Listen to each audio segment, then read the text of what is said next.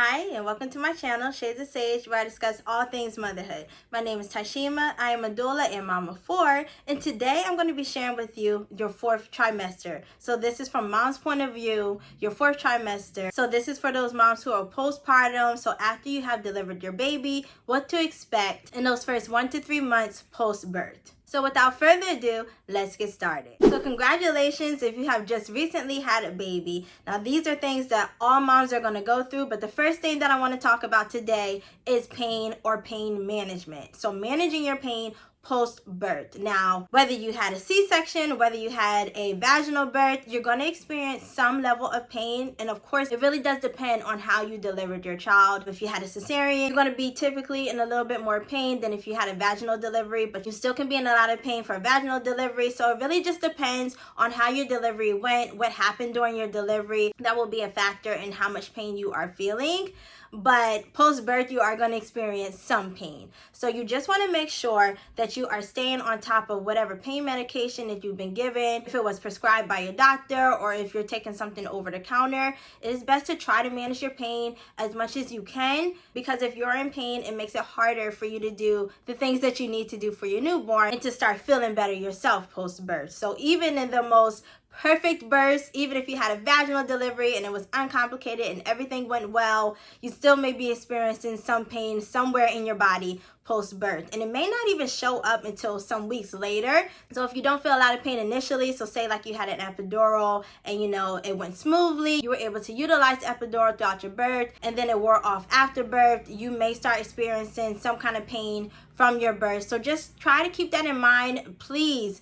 If you have to take, over-the-counter medicine, or if you've been prescribed painkillers and you really need them, definitely take them. Try to stay on top of them. Try to stay on top of the times that you should be taking them. So whether that's every, 3 to 4 hours, every 6 hours, however often you should be taking your pain medication, just try to make sure that you do take it so that it makes life just a little bit more easier for you as you are recovering post-birth. So the next thing that I want to discuss that all moms postpartum are going to experience is engorgement. Now you're going to experience this whether you're breastfeeding or if you're not breastfeeding, because if you are breastfeeding, then your milk usually comes in around like the 3rd day.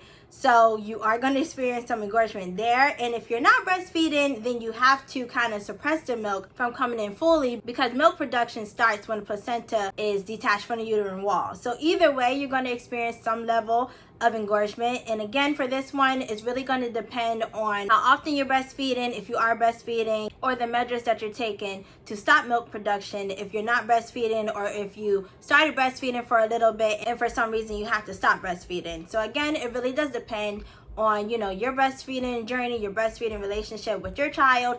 If you would like a full video on engorgement, I can do one, because I don't think I've done one yet here on this channel.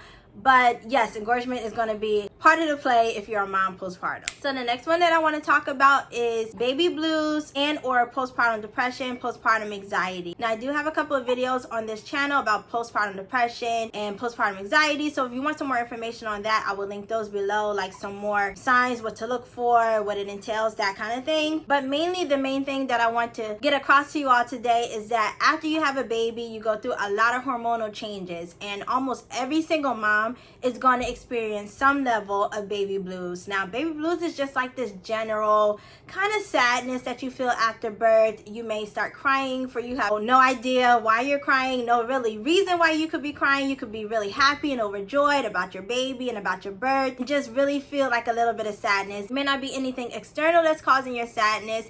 It's just your body adjusting to the hormonal changes that it goes through after you give birth. So there's a lot of different hormones that support a healthy pregnancy.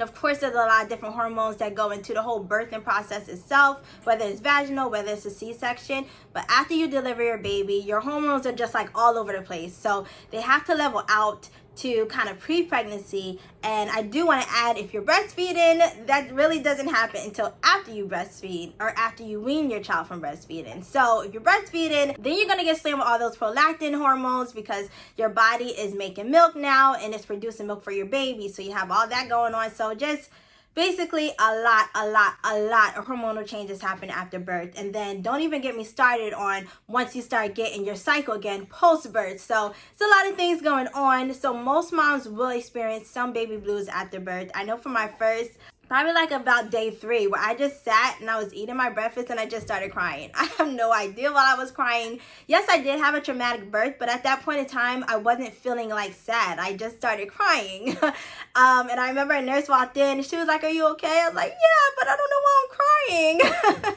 And she was like, "It's normal. It's the baby blues. You know, it happens." You know, and I, you know, after that, then I did some research and I found out, yes, that's why I was, you know, just having these feelings sometimes of just general sadness. Of course, if it lingers, if it feels like you can't get things done, if you feel like you can't function, or if you feel like extremely sad, then that's when, yes, we're moving over to postpartum depression. You may even be experiencing some anxiety, especially as a new mom, a first-time mom. There's a lot to learn in motherhood. There's a lot to learn becoming a mother, and even if it's not your first child, just the family dynamics change. Your relationship with your partner may change or feel a little strained as you're both learning together. So just try to take all those things in consideration and try to be kind and be gentle with yourself. I always say that, especially in my postpartum videos, because it's so important that we as moms just give ourselves some grace. You know, we're trying to do everything for everyone. Sometimes at the end of the day, we're just tapped out. Like, there's not much left more for us, but we need to just remember, you know, these are just seasons of our lives. It's just a certain period of time, and it does come with the territory. So just remember, a lot, like I said, a lot of hormone changes. You may be feeling a lot of things. Most moms will experience some baby blues, and it usually passes pretty quickly. If it's the baby blues,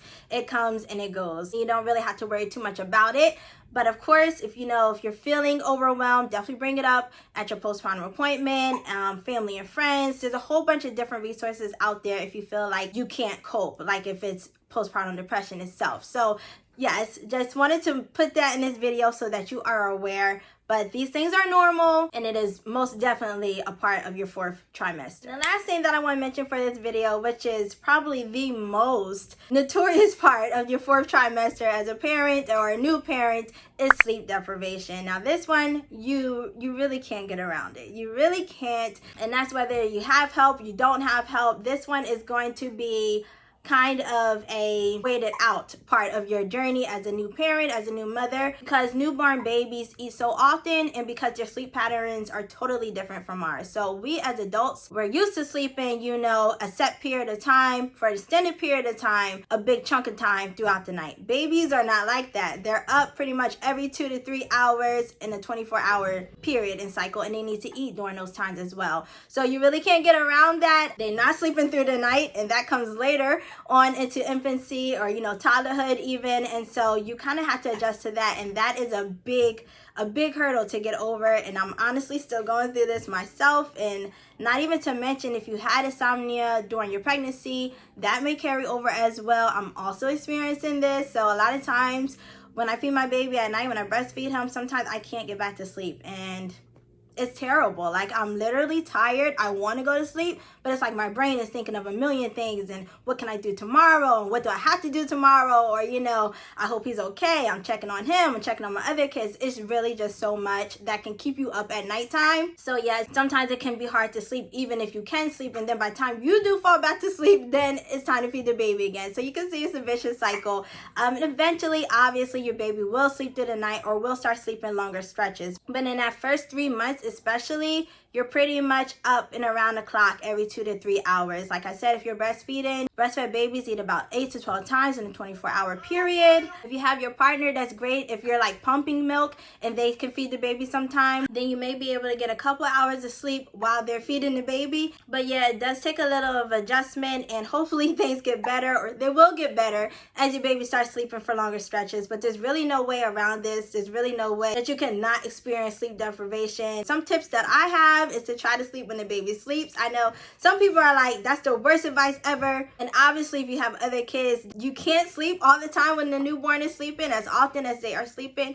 But try to find some time in a day to get those little moments of rest to kind of make up for that nighttime sleep that you may be missing while you are feeding your baby, or, you know, doing things that a newborn requires the first 3 months of life. But it does get a little bit better as they start sleeping a little bit longer, and then you can kind of get back into your regular sleep schedules as well. But sleep deprivation is definitely one of the biggest challenges postpartum, because there's really no way around that. So I think that's all that I have for today's video. Those are the main things to expect in your 4th trimester. And again, the 4th trimester is the first 3 months post birth. So it's really you and baby baby adjusting to life now with baby outside of the womb. The baby has to get used to a lot of things, and you also have to get used to a lot of things, especially, again, like I said, if this is your first time going through this whole thing.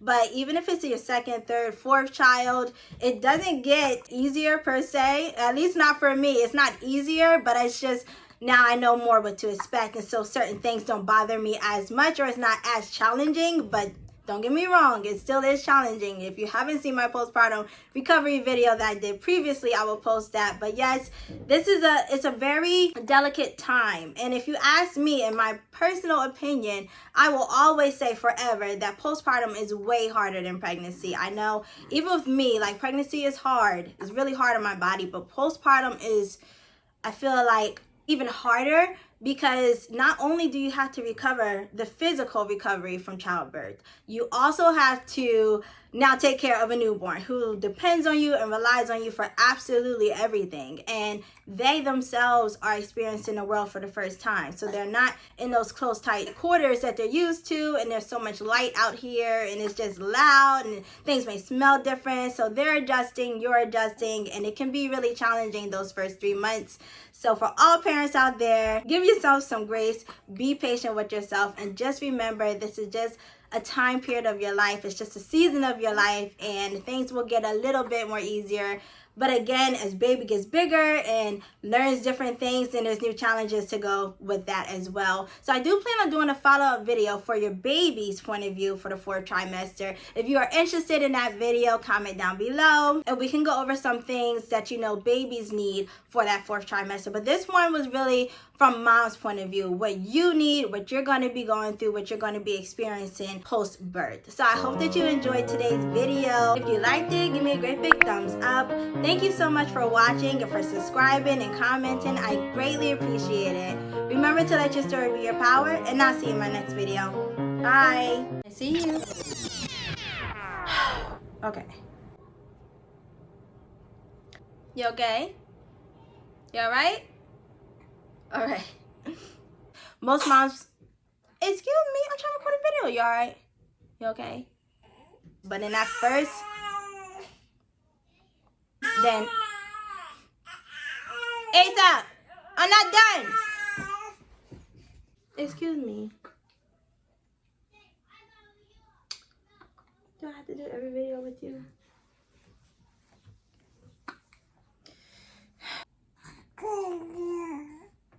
Corners. Am I boring you?